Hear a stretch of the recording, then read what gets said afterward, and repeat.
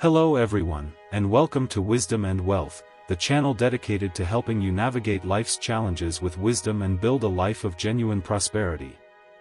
Have you ever stopped to notice just how utterly exhausted you've become?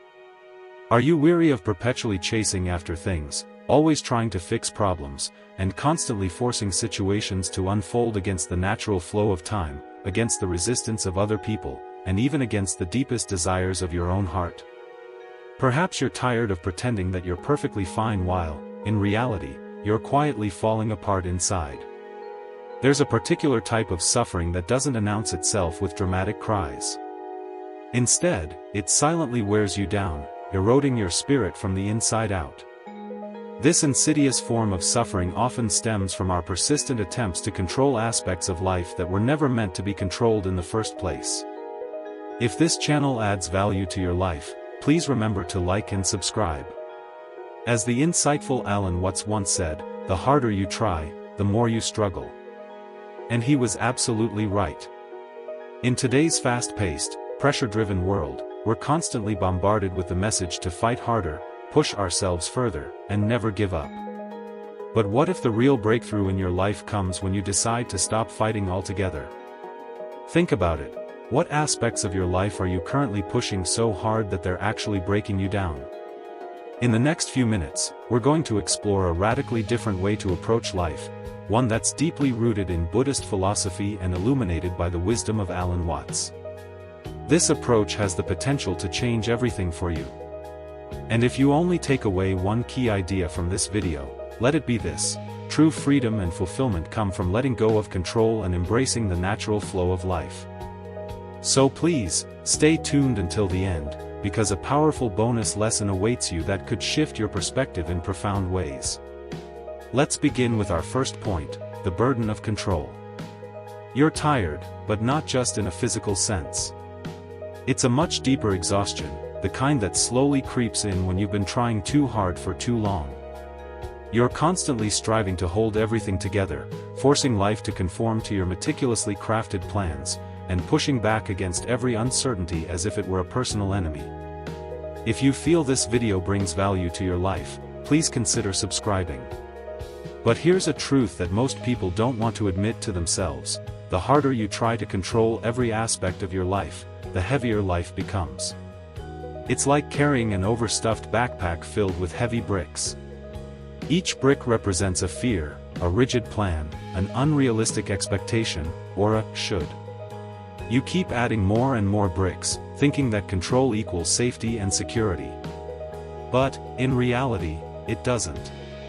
It only equals suffering. Buddhism teaches us that suffering begins with clinging, not just to material possessions, but also to fixed ideas about how life should unfold. The desire for control is often just another mask for fear. It's the fear that if you don't grip tightly enough, everything will fall apart and descend into chaos. But ask yourself honestly, has control really made you feel safer? Or has it simply made you more anxious, more rigid, and more disconnected from the natural flow of life? You can only lose what you cling to. These words aren't just poetic, they're an invitation to pause, to take a deep breath, and to notice what you're currently clutching onto so tightly in your mind.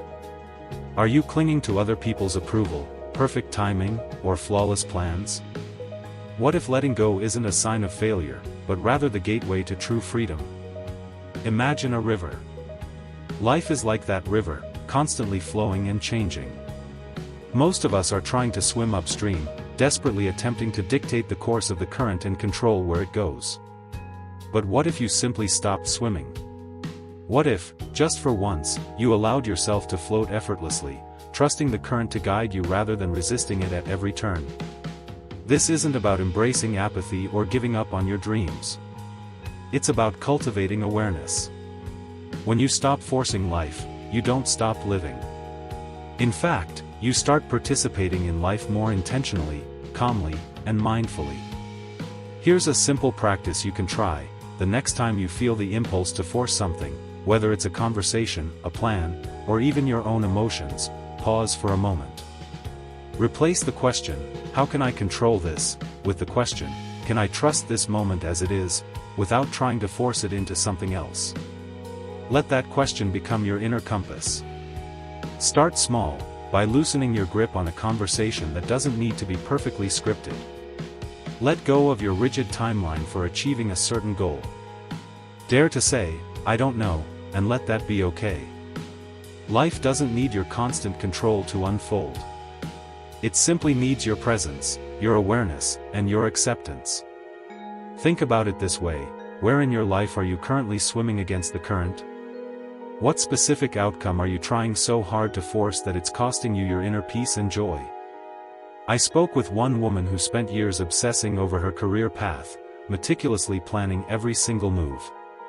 But life kept throwing her curveballs and uprooting her plans. It was only when she paused, took a deep breath, and stopped resisting the uncertainty that her path finally became clear. And it didn't become clear because she forced it or manipulated circumstances to her liking. It became clear because she allowed it to emerge naturally, without the need for constant control. There's a quiet power in surrender, a strength that comes not from domination, but from deep trust. Buddhism doesn't ask you to abandon your ambitions or give up on your dreams. It simply asks you to soften your grip, to create space for life to unfold, to breathe deeply, to act without attachment to the outcome, and to trust without succumbing to fear. At the end, here's what shifted my stress response forever. What if the life you're truly meant to live only begins when you stop forcing the life you're so desperately clinging to? Let go, not because you've given up hope, but because you're finally ready to live free, to live authentically, and to embrace the unknown with open arms. As you go through your day, if anything about this video resonates with you, please hit the like button.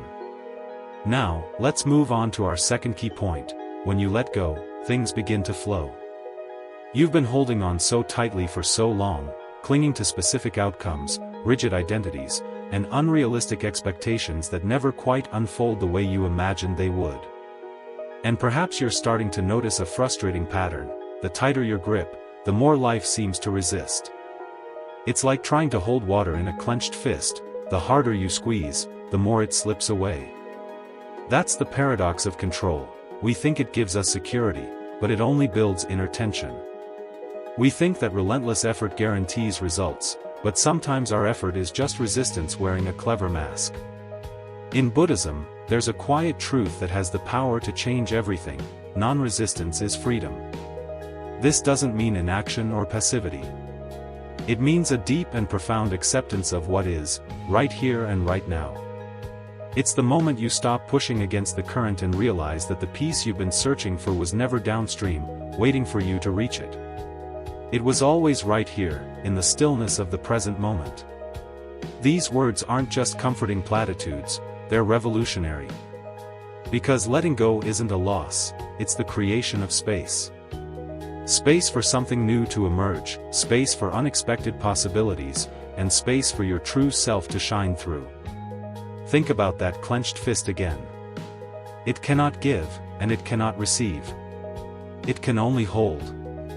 And that holding creates tension, not just in your hand, but also in your shoulders, your stomach, and your breath. You feel it when you're trying too hard to make someone understand you, when you're chasing a dream that no longer inspires you, or when you're meticulously scripting every moment of your life in an attempt to avoid feeling uncertain. But here's a question worth pausing on: what might happen if you stop trying to push the river?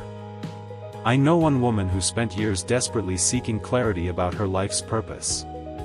She filled journals, created vision boards, and devoured countless self-help books. Yet, despite all her efforts, she still felt lost and confused. It wasn't until she finally let go of the need to figure it all out that her clarity began to emerge. Not through force, but through surrender. She stopped demanding answers and began listening instead, listening to her own breath, to the silence, and to the gentle whispers of life guiding her through small signs and synchronicities. You don't have to plan every step in advance. You don't have to know exactly what's coming next. You simply need to return to what's happening now. Let go of the anxious question, "What if I fail?" and replace it with the empowering affirmation, "What if this moment is enough?" That's where true flow lives, not in the constant chase, but in the present moment. If you are enjoying the content and can see the potential this has to enrich others, I'd like to invite you to share this content. Here's your practice for today. Choose one expectation, just one, that you've been forcing, clinging to, and trying to control. Maybe it's a relationship, a career timeline, or even a specific idea of how your healing process should look. Surrender it today. Release it, not forever, but just for now. Allow life to breathe without you scripting every scene. Remember, stillness is not emptiness, it's the creation of space. And in that space, something incredible begins to happen. Life responds. New ideas surface. A sense of peace expands within you. What once felt stuck and stagnant begins to shift naturally, without the need for forced effort. Flow doesn't need to be forced, it simply needs you to step aside and allow it to emerge. The secret isn't in doing more, it's in resisting less. When you stop trying to control the unfolding of life, you start witnessing the miracle of becoming.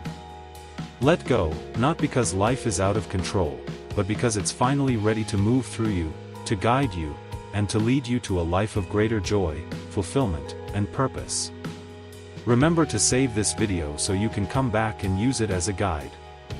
Our third point revolves around this important concept: stop exhausting yourself.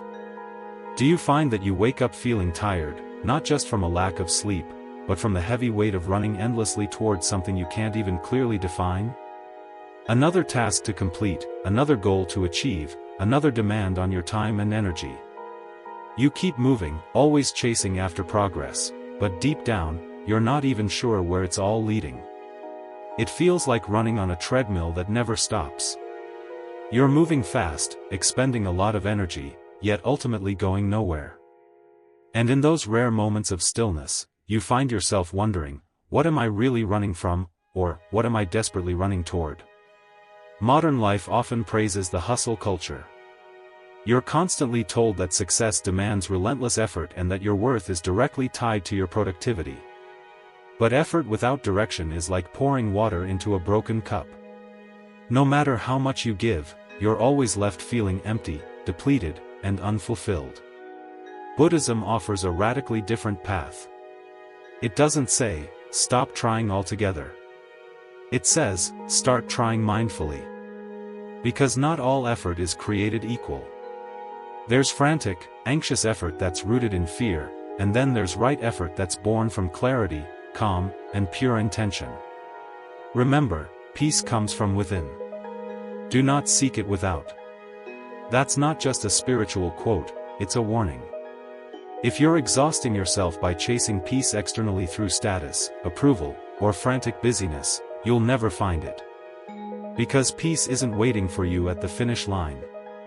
It's resting quietly beneath the surface of the noise, patiently waiting for you to stop running and finally notice its presence. I once knew a man who spent years building a career that looked absolutely perfect from the outside. He never stopped moving, constantly answering emails, attending meetings, and working late into the night. But one day, he admitted, I've been achieving for years, and I still feel unfulfilled. Why? Because his effort wasn't anchored in truth. It was driven by a deep-seated fear of not being enough. That's what happens when you don't pause to ask yourself the one question that has the power to change your life: am I acting from a place of clarity, or am I driven by compulsion?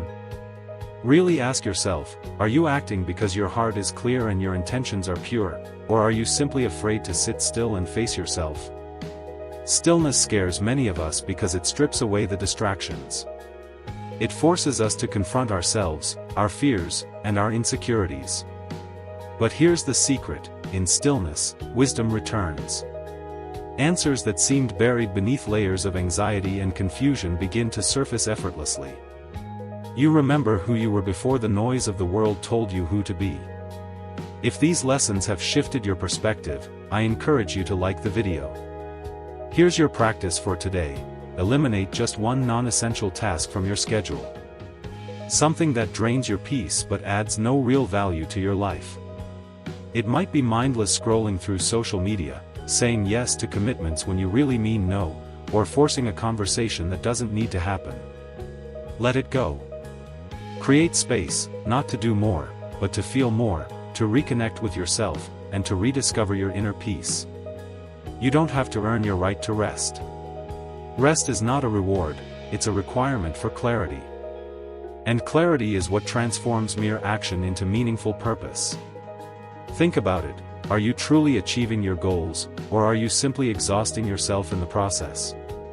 Maybe the breakthrough you've been chasing isn't in doing more, but in doing less, but doing it better, with intention, with stillness, and with unwavering peace. Slow down, not because you're weak, but because your soul is whispering a wiser way forward.